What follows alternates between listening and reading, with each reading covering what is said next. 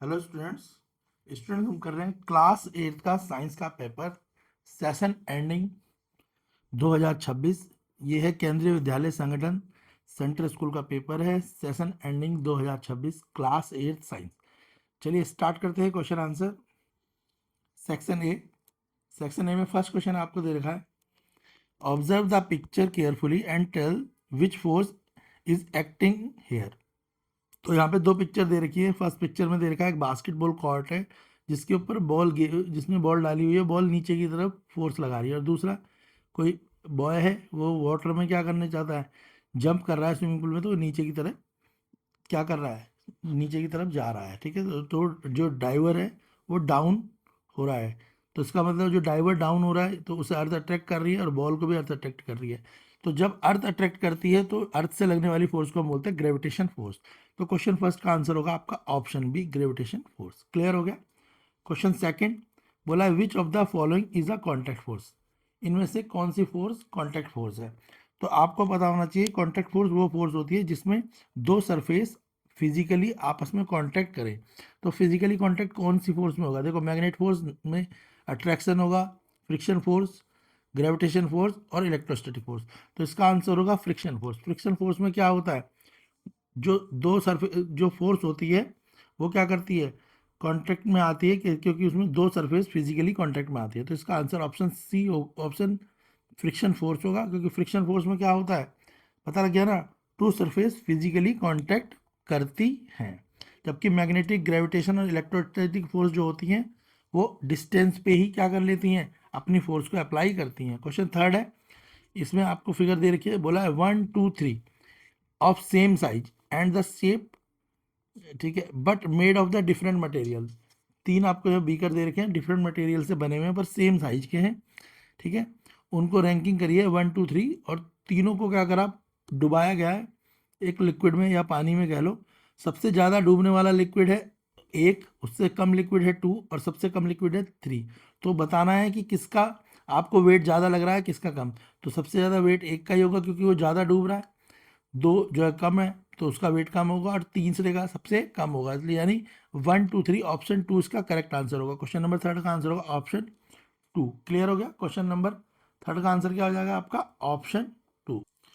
Next question है आपका question fourth में बोला है चूज रखना correct option. The primary difference between the solid and liquid is that the constituent particles are. तो बोला है सॉलिड और लिक्विड में सबसे मेन डिफरेंस क्या होता है। तो हमें पता है सॉलिड और लिक्विड में सबसे मेन डिफरेंस यही होता है, जो सॉलिड होते हैं वो क्लोजली पैक्ड पार्टिकल्स होते हैं, जबकि लिक्विड के पार्टिकल थोड़े लूजली पैक होते हैं और कंटिन्यूसली मूव करते हैं।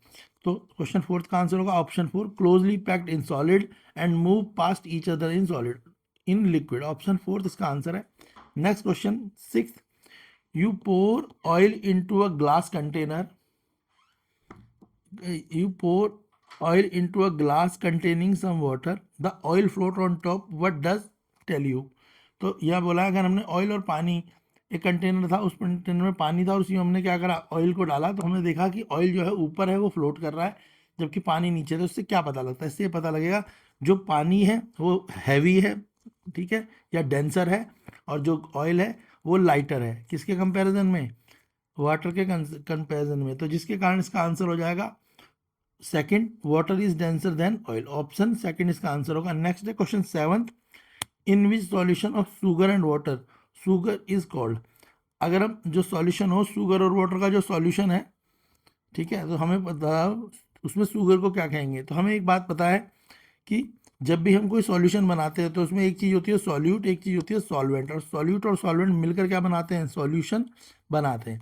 तो अगर हम चीनी और पानी, हम पे दो चीज़ें, तो हमने चीनी का पानी बनाया, तो क्या चीनी और पानी हम इक्वल क्वांटिटी में रखेंगे, नहीं, हम चीनी 1 या 2 चम्मच रखेंगे जबकि पानी 1 गिलास रखेंगे। तो बोला है शुगर, तो शुगर कम वाली चीज़ है, तो कम वाली चीज़ को बोलते हैं सॉल्यूट। समझ आ गया। या ऐसे भी समझ सकते हो, सब्सटेंस जो डिजॉल्व होते हैं, ठीक है, तो उनको क्या बोलते हैं, उनको भी बोलते हैं क्या है, समझ आ गया, जो सब्सटेंस डिजॉल्व हो रहे हैं तो उनको बोलेंगे। तो जो डिजॉल्व होने वाली चीज़ है उसको सॉल्यूट बोलते हैं, ऐसे भी आप समझ सकते हो। या कम क्वांटिटी वाली चीज़ क्या होगी, सॉल्यूट होगी, ज़्यादा वाली पानी जो है वो क्या होगा, वो सॉल्वेंट होगा। समझ आ गया। सॉल्यूट क्या है, चीनी, और सॉल्वेंट क्या है, पानी। हालांकि दोनों से जब मिल जाएगा शुगर सॉल्यूशन हो जाएगा, शुगर और पानी मिक्स वो शुगर सॉल्यूशन होगा, उसके बारे में पूछा नहीं है।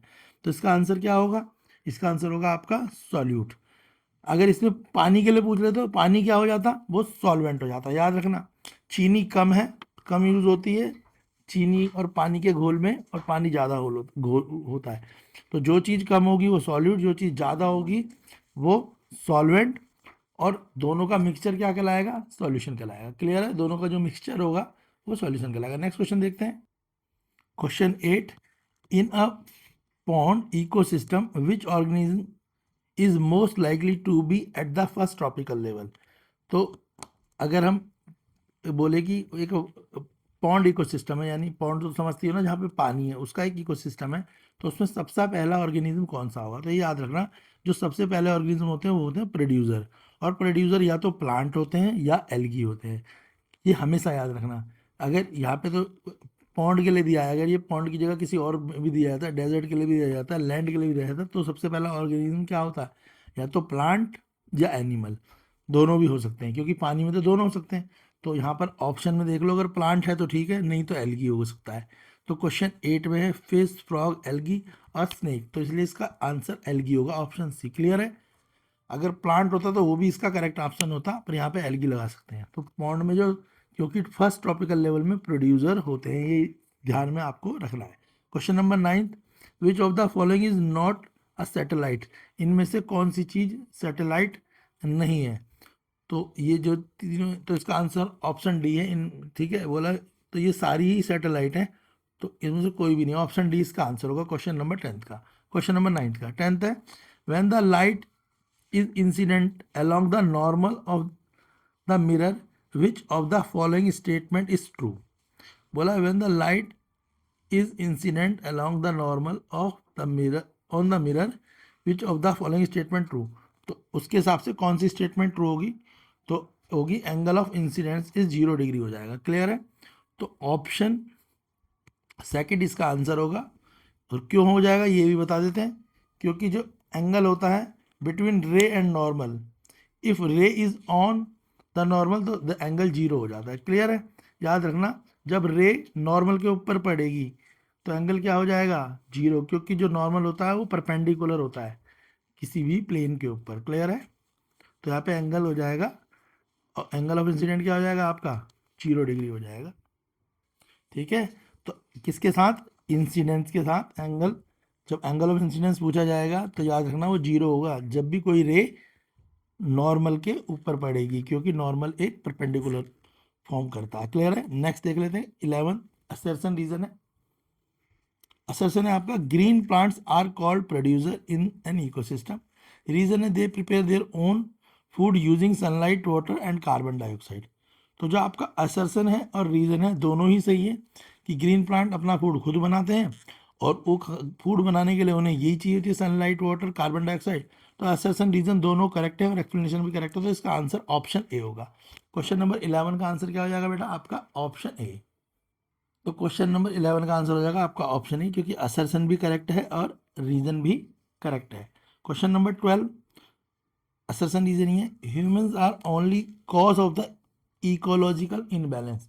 जो ह्यूमन बींग्स हैं वो ही कारण है इकोलॉजिकल इनबैलेंस का। रीजन है natural disaster also affect the ecosystem, और नेचुरल डिसास्टर जो होता है वो इकोसिस्टम को अफेक्ट करता है। तो इसमें जो असर्शन है वो फॉल्स है, रीजन ट्रू है।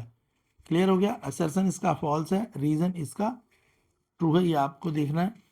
और जब आपको पता है असर्शन फॉल्स होता है और रीजन ट्रू होता है, तो इसका ऑप्शन होगा आपका, तो असर्शन फॉल्स है क्वेश्चन नंबर 12 में, रीजन ट्रू है, इसलिए इसका ऑप्शन होगा ऑप्शन डी। चलिए नेक्स्ट करते हैं हम section B. Section B, question number 13, two balloon rubbed with a woollen cloth and brought near each other, what would happen and Y.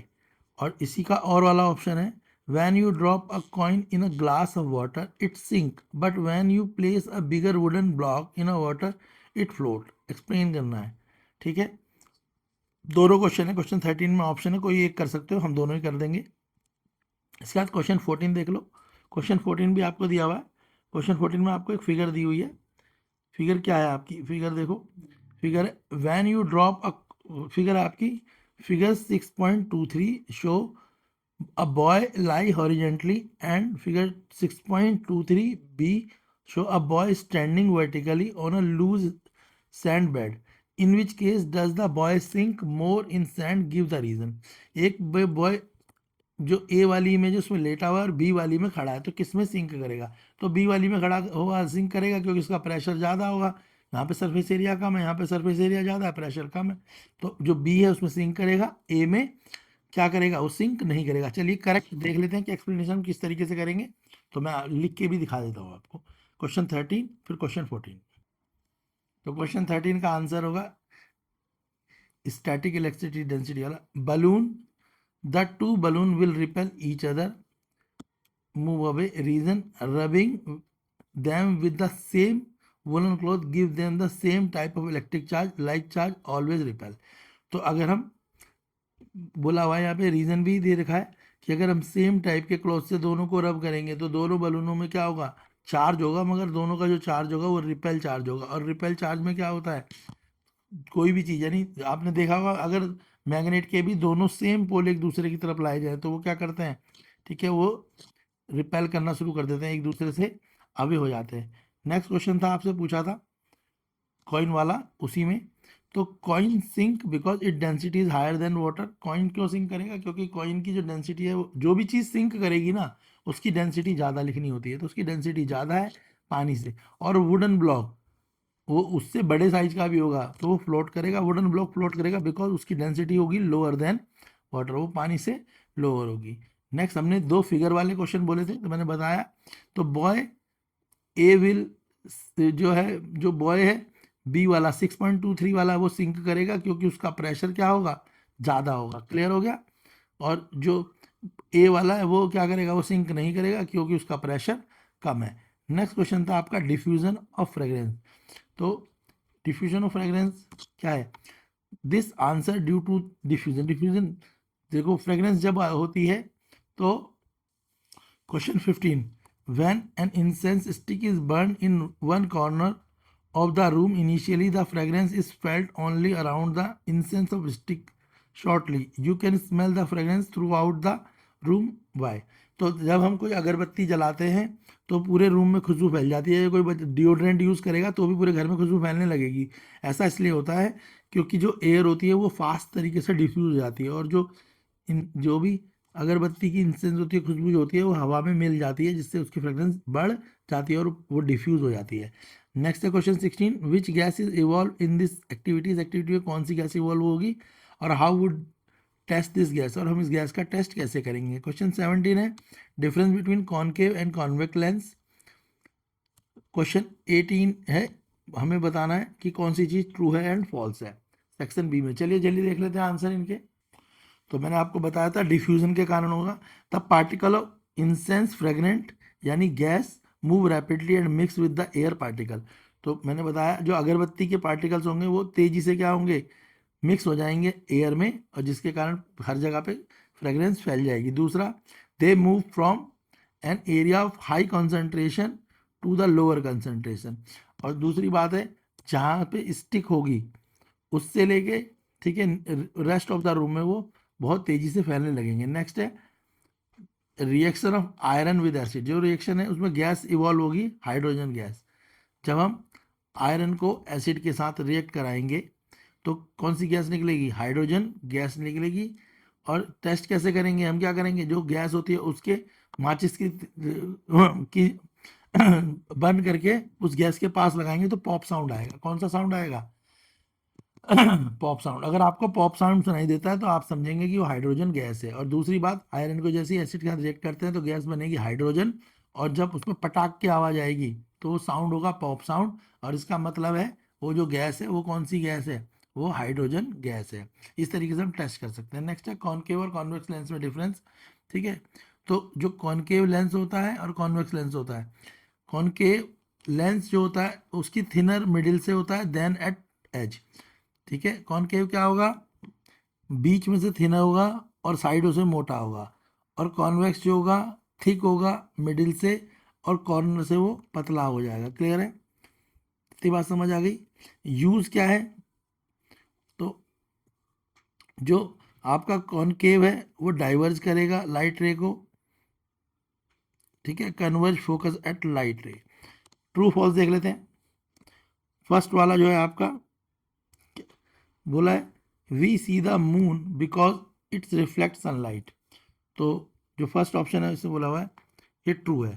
तो हम मून को क्यों देख लेते हैं, क्योंकि वो रिफ्लेक्ट करता है सनलाइट को, ट्रू ऑप्शन है। दूसरा, phases are caused by the moon's position relative to earth and sun, earth shadow cause it's eclipse, ये फॉल्स है। नेक्स्ट है cycle like earth rotation and revolution help make the calendar, ये true है। Next मैंने सब लिखा रखे हैं यहाँ पे आंसर आपके लिए। नेक्स्ट है the moon is often visible during the day depending on its phase, false है।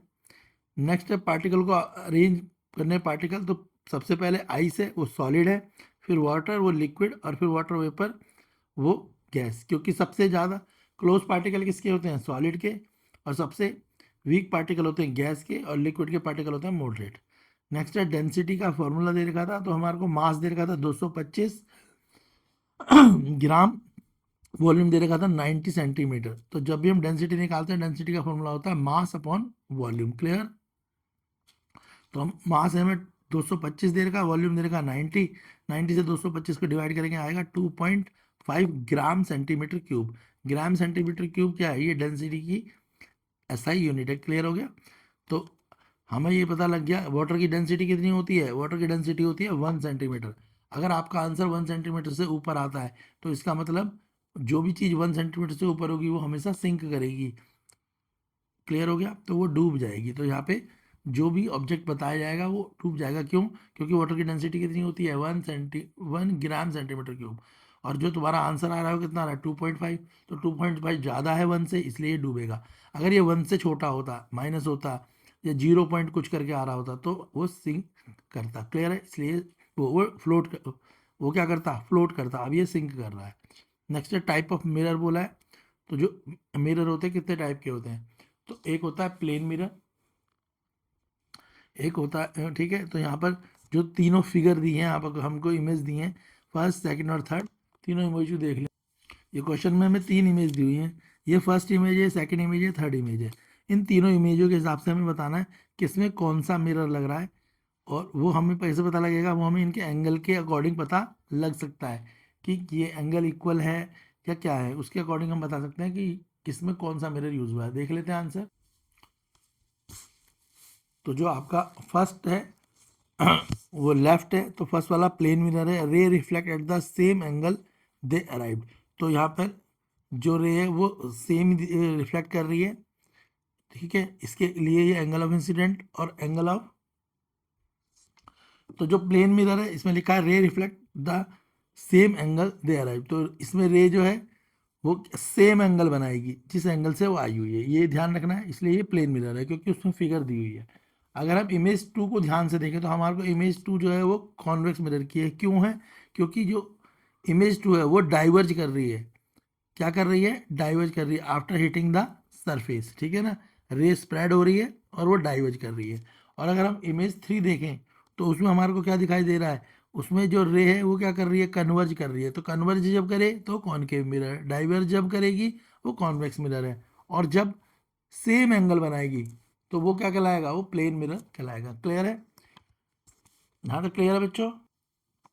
हमने सेक्शन सी तक कर लिया है। अगर आपको इस क्वेश्चन पेपर की कंप्लीट सॉल्यूशन चाहिए सेक्शन डी ई, तो आप कमेंट बॉक्स पे लिख के दें, मैसेज करें, वीडियो को शेयर करें, लाइक करें, ताकि हम इस सेंट्रल स्कूल के यानी केंद्रीय विद्यालय संगठन के सेशन एंडिंग 2026 के पेपर को आपको कंप्लीट सॉल्यूशन वीडियो के माध्यम से प्रोवाइड कर सकें। वीडियो को लाइक करें,